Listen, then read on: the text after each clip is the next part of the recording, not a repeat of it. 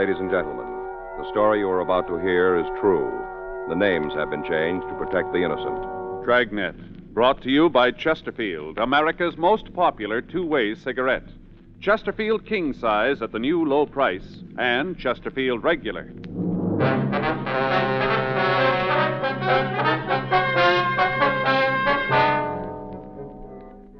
You're a detective sergeant. You're assigned to burglary detail. A jewelry store has been robbed. Merchandise amounting to $5,000 has been stolen. The thief made good his escape. Your job? Find him. This is George Fenneman. In choosing your cigarette, be sure to remember this. You will like Chesterfield best because only Chesterfield has the right combination of the world's best tobaccos. Tobaccos that are highest in quality, low in nicotine, best for you. You and I smoke for relaxation, for comfort, for satisfaction. And in the whole wide world, no cigarette satisfies like a Chesterfield. Get a carton of Chesterfield today. Chesterfield Regular, Chesterfield King Size. Both at the same price in most places. In regular or king size, you can get 'em either way. The best smoke ever made's the Chesterfield you buy today. Smokers coast to coast are changing, it's a cinch to do. Here's all you have to say to get the one that's best for you. Chesterfield's for me, Chesterfield's for me. You just say it's Chesterfield's for me.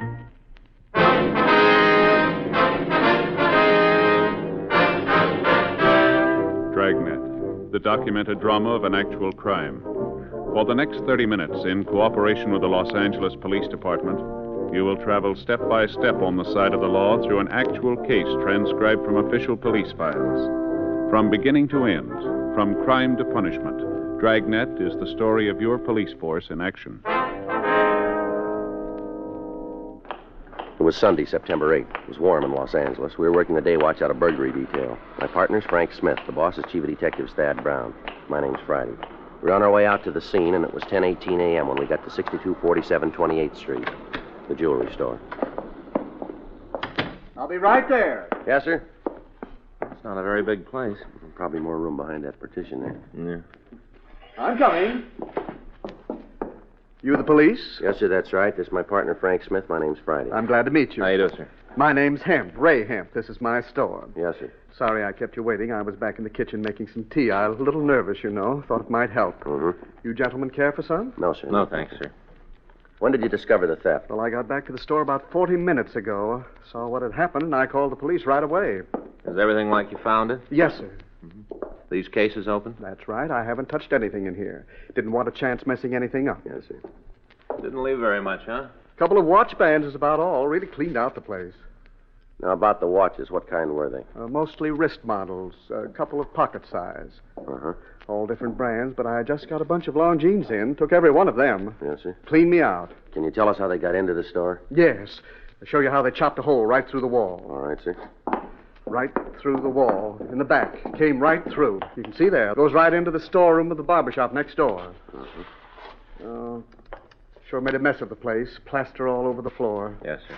Pretty much ruined the wall, too. Yeah. Wanted to make sure they'd have enough room. See, the hole must be about 3 feet across, Joe. You can see there, right into the storeroom. Yes, sir. I'd better check over there, huh? Oh, I forgot to tell you. The back door to the barbershop is open. Before you officers arrived, I checked out in the alley and I saw it wide open. I guess that's how they got in. Who owns the barber shop, Mr. Hemp? Ed Justin. Had the place over 15 years. You know where he lives? Yes, he isn't home, though. As soon as I saw that hole, I tried to call him. You can give us his address and phone number, can you? Yes. We'll want to talk to him. I've got one of his cards up front. All right, sir. We'll check next door. Look at that hole. Must be a good 3 feet across, wouldn't you say? Yes, sir. Here, let me get that door for you. Look at that. What's that? Size of that door. Heavy, double lock. Burglar alarm system out in front. On the skylight up there. Doesn't stop him. Yes, sir. Well, we'll check next door. Well, seems like kind of a nice little guy, huh? Yeah. Wonder why the thief didn't close the door when he finished. Probably nothing left to steal. Yeah. Take a look at the door here. Doesn't look like it was forced. Well, Justin might have left it unlocked. Made a mess in here, too. Yeah, looks like they had a head start. Huh. The place must use a lot of hair oil. Yeah, only that's liquid soap there. Oh, yeah. Doesn't look like there's any tools around. No. How you doing? Take a look. Want you find something? Come here. What? In the dust here, can you see it? Yeah. The impressions? Huh. Looks like a stocking foot, huh? Yeah. Well, the guy must have worked with his shoes off. That's the way I'd call it. You notice right here? Where? In the middle of the print? The stains? Yeah, looks like it could be blood. Possibly might have cut his foot. What do you think? Uh-huh. Well, let's call the crime lab, have them send a crew out to go over both places. Huh? Yeah. Joe, Yeah? take a look at the skylight up there. Mm-hmm. It's broken. You better check the roof, huh? All right. Sure looks like hair tonic. Yeah, it's green. Yeah. There's the drain pipe there. Might have used that to get up. Mm-hmm. We'll have the crew check it. Let's go back in. Yeah. Mr. Hemp? Yes? Find out anything? Well, we're not sure yet, sir. I wonder if you could tell us, is there some way to get to the roof of the building here? Oh, yes. Come on, I'll show you. There. You see? Up in the corner. Trap door. Mm-hmm. Hinged. Swings right up. Been a while since I've used it. You have something we can use to get up there? Mm-hmm. I've got a ladder. I'll get it. All right, sir. You want me to give you a hand with that? Oh, I can get it. All right. Here, you better let me help you with that. I'll swing my end over, and you can walk it right up under the trap door. All right, be careful now. All right. How's that? That's fine. That'll get it. You want to steady the ladder, Frank? Yeah.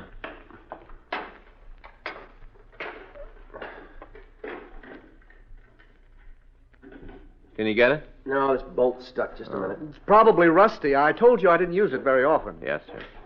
Okay, that's got it. Good. Okay, now, hang on, will you, while I boost myself up? I got it. Okay. All right. You want to come up, Frank? Yeah. All right, let me give you a hand. Yeah. Wait till I get my foot on the ledge. All right, come on. Oh, okay. You got to lose some weight. Yeah. Let's take a look at that skylight, huh? Yeah. Well, I'm glad we didn't hit this tar roof at noon. Well, it's still plenty warm. There you can see all of Hemp's place through this one. Mm-hmm. Good spot to case it from, isn't it? Yeah. Let's check that broken skylight. Yeah. Take a look. Yeah, more smears. Well, there's not much doubt about these. Looks like blood, all right, doesn't it? Yeah. Maybe they did case the stores from here. Uh-huh. Could have cut his foot on a piece of glass, couldn't he? That figures. Still not much to go on. No. It'd take a pretty big cut to make these smears. Well, that'd be something in our favor. How do you mean? It won't heal overnight. The crime lab crew arrived and started their investigation. Photographs were taken of the interiors of both stores, and samples of the plaster and lath materials were held as evidence. Latent fingerprints went over both the jewelry store and the barber shop. Frank and I checked with the people in the neighborhood, but none of them could recall seeing any automobiles or strangers loitering in the vicinity. At 7:20 p.m., the barber, Ed Justin, returned. We questioned him. He said he didn't recall locking the back door to the shop, and he said it was more than possible that he did leave it open. We got a complete list of the stolen merchandise from Ray Hemp, along with the case and movement numbers of the watches. These were distributed to pawn shops throughout the city. Frank and I went back to the city hall and had the stats office start a run on the M.O. used in the burglary. 9:47 p.m., Lieutenant Lee Jones from the crime lab called to say that they'd finished their examination of the physical evidence. He told us that the stains we'd found were blood and that he'd have the grouping test finished for us in the morning. He went on to say that the suspect should have particles of plaster dust and other debris in his clothing. Also, if we were able to find the socks that the thief had worn, the pattern of the material would identify them. At 10:15 p.m., Frank and I finished the log and we checked out of the office. The next morning, we started to run down the list that the stats office had furnished us. It took 2 full days to question all of the men named. At the end of that time, we had what we'd started with, nothing. We talked to informants. None of them could tell us anything. Wednesday, 11:40 a.m., Frank and I checked into the office. Guess I better check the book, huh? Yeah.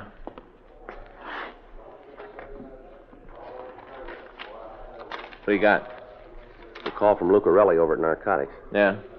Says they picked up a guy this morning. Luke talked to him and figured maybe we'd want to see him. You say why? No, he didn't spell it out. He saw our teletype on the jewelry store thing. Yeah. It's about some watches. We put in a call to Sergeant Roxy Lucarelli at Narcotics Division. 5 minutes later, the suspect was brought to our office. He was identified as Frederick Gabriel Garth. He had a record listing several arrests for burglary and narcotics. He'd served 1 term at the county jail on the narcotics charge. He was brought into the interrogation room where Frank and I questioned him. What are you giving me trouble for? I'm clean. They found nothing on me. Is that so? Sure, the marks are old. Been a long time since I had a fix. Uh-huh. Well, what do you want from me? Information? On what? You've been around a while, haven't you, Garth? Sure, I'm a native son. Then you must have a lot of friends. A couple. Any of them selling wristwatches? What do you mean? Well, you don't need a drawing for this now. Any of your friends selling watches cheap? No. You sure about that? What are you trying to build? Well, the way it came to us, you can steer us to a cheap watch. Well, you got it all wrong. I don't even own a watch. If I could buy one cheap, I'd have one. Is that right? Well, sure. I always wanted a good one. Mm-hmm. You know anybody who can lead us to a good buy? Well, what's in it for me? What do you got now? Nothing. Well, you're going to leave the same way. Well, no reason for me to give you a hand, then, is there? Then put it down that we're going to have you in here again. The way you act now will go on the books. How about it, Garth? Who's going to know? You, Smith, and me. For real? Won't do us any good to spread it around town, will it? Okay, I met a guy last night. Showed me a watch he bought for $5. What'd it look like? Gold. Pretty good watch. This fella a friend of yours? I know him, that's all. Has he got a name? Yeah, Victor Gordon. Where'd you see him? Hot dog stand. Well, where's that? Out on Western. Western's a long street. Corner of St. Andrews. What's this Gordon do for a living? I don't know. I just see him around the hot dog stand once in a while. You live around there? Yeah, I got a room near 39th and Western. I don't know the number. It's a big green place. Got those kind of plastic shingles on the roof. Red ones. Mm-hmm. You show it to us? Yeah, a friend of mine has a car. We drove him home a couple of times. Did you get a good look at the watch last night? Yeah? What kind was it? Longy. You're pretty sure about that, are you? Sure, I looked at it pretty good. He took it off his wrist, asked me if I thought it was worth $5. Uh-huh. Well, I told him it was. At least I'd pay that for it. It was a real beauty. All right. Can you give us a description of this Gordon fella? Yeah? We want you to show us where he lives. Well, I've ridden this far. No reason to get off now. You got any more on him? You're going to find out anyway. Yeah? This Gordon, Uh-huh. he's an ex-convict. We checked the name and description of Victor Gordon through R&I. We found that he'd served 1 term for armed robbery in an eastern penitentiary and was not on parole at the time. A check of the ex-convict registration gave us his present address.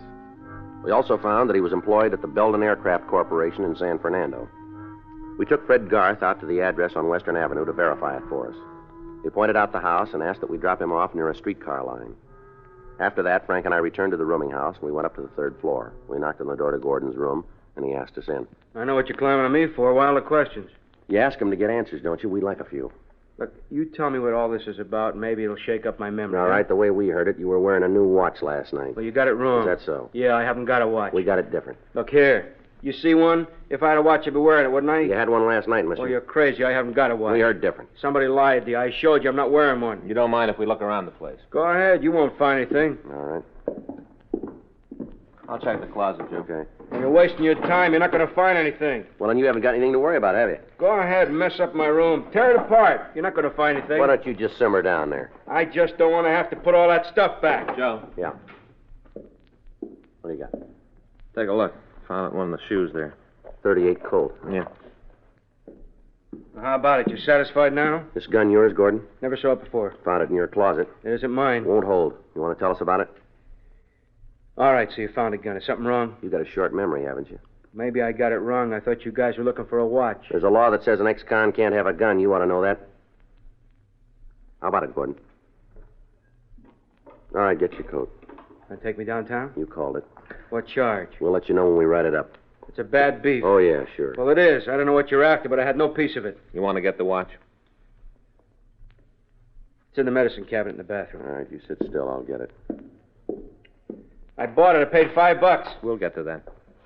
How about it, Joe? Yeah. You got a pen there? Yeah, give it here. I'll open. All right. You want to give me the number? I'll check it against the list. Yeah. Wait a minute.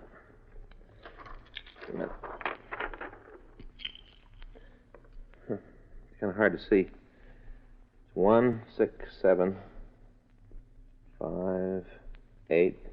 I think the next one's a 9. Let me see then. Yeah, that's a 9. Is it on the list? Wait a minute. Look, I didn't steal it. I was wrong about the gun, but I didn't steal the watch. Look, just sit still. How about it? No, it's not here. Wait a minute. Try the other side.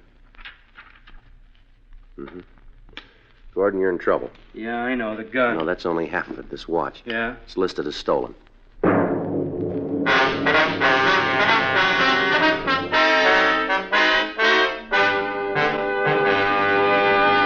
You are listening to Dragnet, the authentic story of your police force in action. There are more than 60 million cigarette smokers in America who smoke many brands. In choosing your cigarette, be sure to remember this.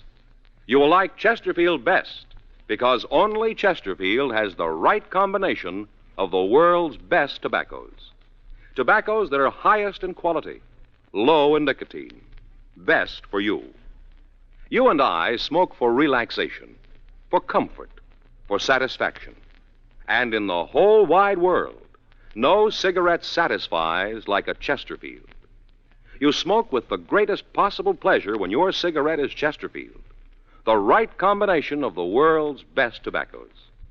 Yes, these 6 words, highest in quality, low in nicotine, mean Chesterfield is best for you.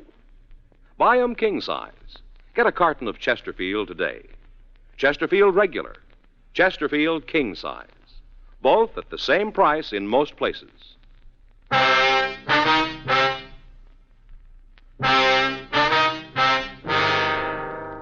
The suspect was taken downtown and questioned. He continued to deny any part in the thefts. We put in a call to the place where he worked, and we verified that he'd been there on the night of the burglary. After a half hour of questioning, Victor Gordon told us about the man he'd bought the watch from. He said he didn't know his full name, that he knew him only as Kermit. He went on to say that his girlfriend had been with him when he bought the watch and could verify the story.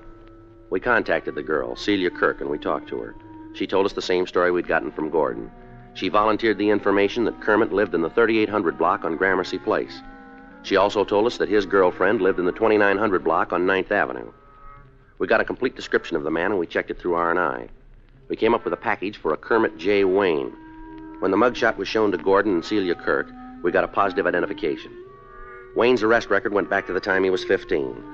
He was listed as an expert safe burglar and had used a tunneling M.O. on several occasions. Gordon was booked in at the main jail on a charge of violation of the Dangerous Weapons Control Law of 1923, Section 2. 5:40 p.m. Frank and I left the office and drove out to the address on Gramercy Place. Wayne lived on the second floor rear. He wasn't there. In the company of the landlord, we went through his room. Pretty dirty. Yeah. You want to check the dresser? I'll get the trunk. Yeah. Hey, Joe, look. I guess everybody's got this calendar, huh? Yeah, it's real popular. Good. Hey, look at this. Did you turn something? Yeah? Drawer full of dirty T-shirts. You gotta put them someplace. Well, I have gloves for this job. How you doing with the trunk? There's nothing much in it. More of those calendars. Wayne must be a fine arts patron. Dirty shirts in this one. I don't know. Maybe the guy hasn't heard of laundries. What do you think? Well, the trunk checks out. Well, I ain't like that. I should have known. Hmm? Dirty socks, whole drawer full of them. Well, he's neat anyhow. Huh? I'll check the closet.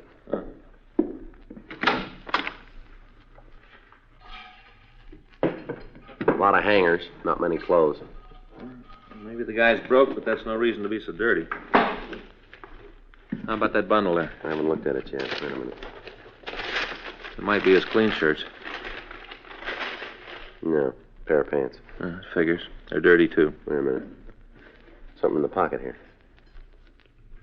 Pair of socks. That makes you wrong. What? If he was so neat, they'd be with the others. Maybe he had a reason for keeping them here. Why? Take a look. He had a reason. Blood on this one.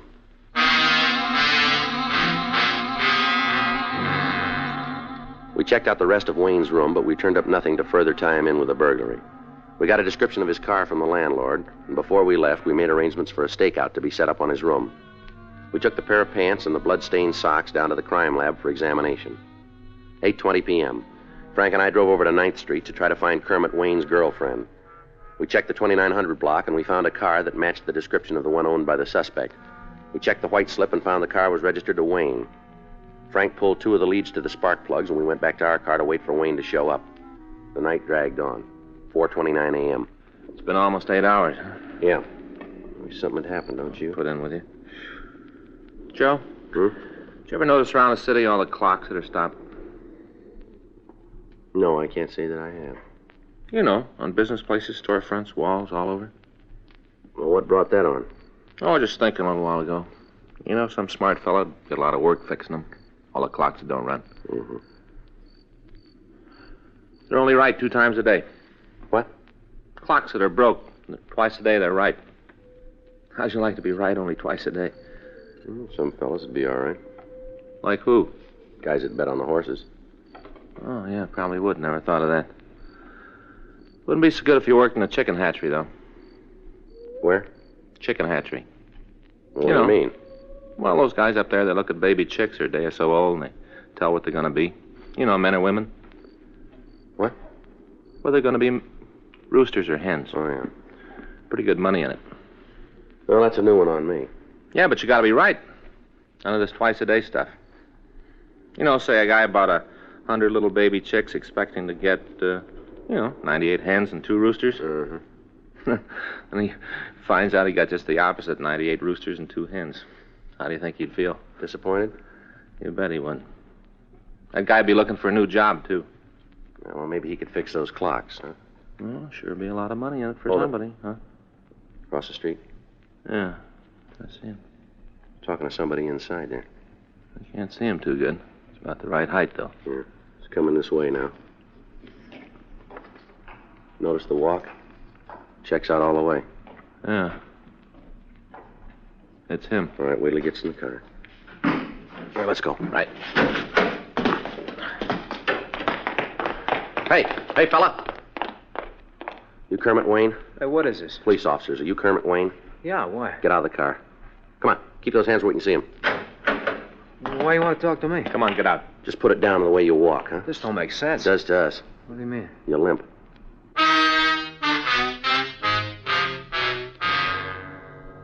The suspect was taken down to Georgia Street Receiving Hospital. An examination showed that he had a bad cut on his right foot. We contacted the office, and another team of men were sent out to the apartment of Wayne's girlfriend to go over the place. Frank and I took the suspect back to the office. 8:25 a.m. Don't guess we can expect much from Wayne's girlfriend if she's anything like him. No, he's a clam, that's for sure. We're going to need something strong to open him up. Friday? Yeah, Mac. How'd you do out there? Think maybe we got something for you. Yeah. Where's the guy? The next office. Here. You taking a trip, Mac? Suitcase is for you.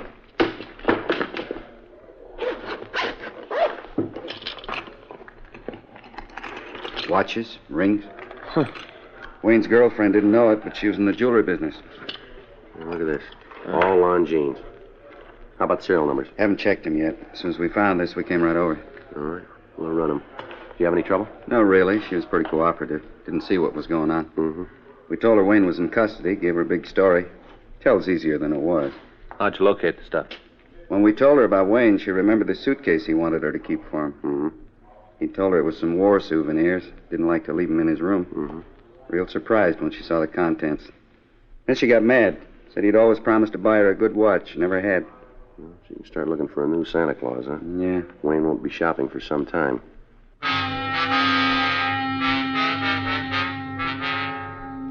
We checked the serial numbers on the watches, and we found that they were the ones taken in the burglary of the jewelry store. All of the other merchandise matched the description that we'd gotten from Ray Hemp. 9:18 a.m. All right, you want to tell us how you cut your foot? I'm giving you nothing. You did it on the skylight over the barber shop, didn't you? You tell me. I don't know. Maybe I cut at the beach. No, we don't think so. I want to see a lawyer. I'll talk to him, but I got nothing for you guys. All right, we got something here we want you to see, Wayne. How about it, Wayne? Look familiar? Who you kidding? Bunch of watches. I've seen watches before. Who hasn't? Well, these are a little different. Look at the suitcase. Does that ring any bells? Don't mean nothing to me. You guys are trying to trap me. I know how you are. It won't work this time. I learned all about you cops a long time ago. I get it.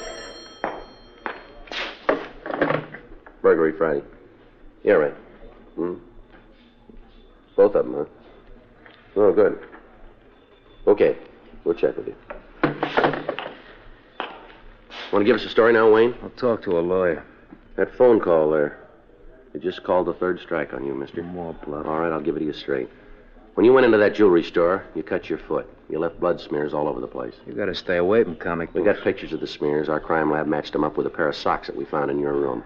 The pants we found are loaded with debris that you picked up when you went through that wall. And we can prove it came from the same place. Sound like we're bluffing? You want to tell us about it now? Don't think you're so smart, you ain't. You just got the breaks, that's all, just the breaks. That's so. Yeah, you cops ain't smart. I learned it real young. Once in a while, the breaks fall on your side. Something else you should have learned real young. You wouldn't be worrying about the breaks now. What's that? The 8th commandment.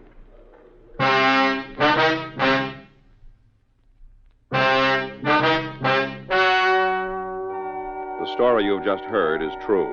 The names were changed to protect the innocent. On January 16th, trial was held in Department 98, Superior Court of the State of California, in and for the County of Los Angeles. In a moment, the results of that trial. Now, here is our star, Jack Webb. Thank you, George Fenneman.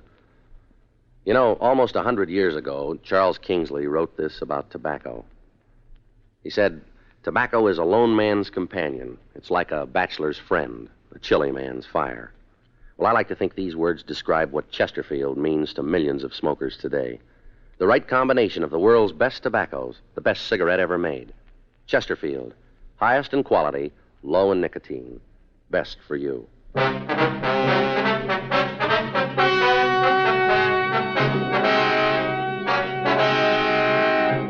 Kermit J. Wayne was tried and convicted of burglary in the first degree. Victor Cavell Gordon was found guilty of violation of the Dangerous Weapons Control Act and received sentence as prescribed by law. Burglary in the first degree is punishable by imprisonment in the state penitentiary for a period of not less than 5 years. Violation of the Dangerous Weapons Control Act is punishable by imprisonment in the county jail for a period of not more than 1 year, or a fine of $500, or both such fine and imprisonment. Ladies and gentlemen, the Dragnet feature motion picture will soon be showing at your local theater. It's in color and widescreen. We hope you'll go see it. We hope you'll like it.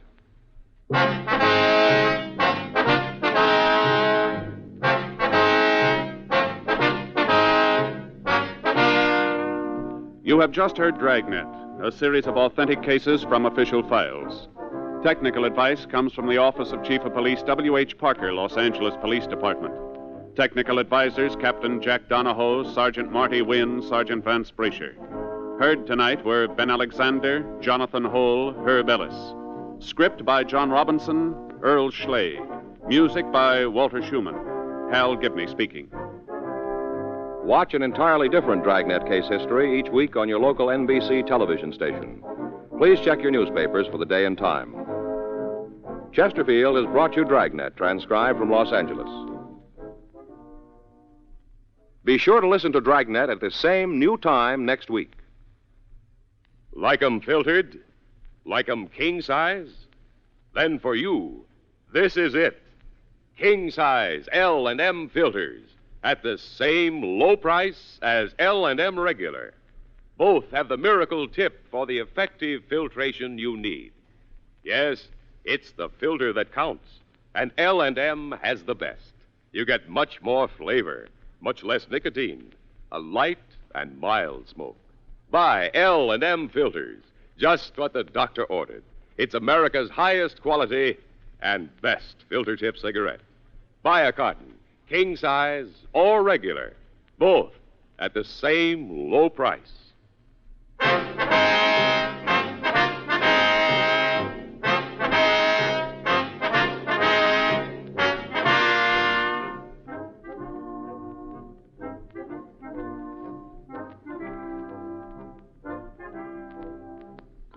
Lux Radio Theater presents Wuthering Heights tonight on the NBC Radio Network.